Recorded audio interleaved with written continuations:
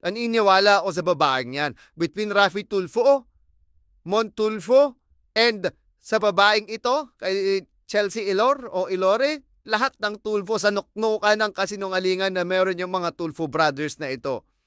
Hindi ako magdadalawang isip na maniniwala ako sa mga Tulfo kesa dito kay Chelsea Ilore.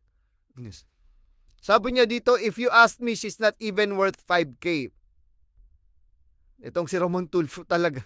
Oh, sila lang naman yung mga tapang-kapangan, bait-baitan, righteous-righteusan sa television at saka sa radyo na nagsasabi kung ano ang tama at mali.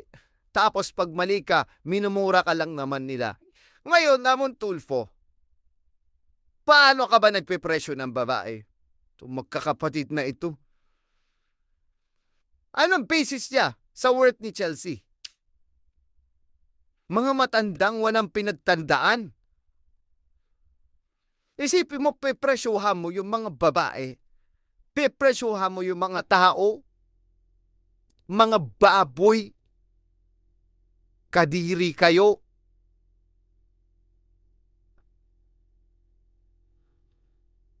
Kaya ka nasasapak eh. Kaya ka nasasign kick eh. Kadiring matanda.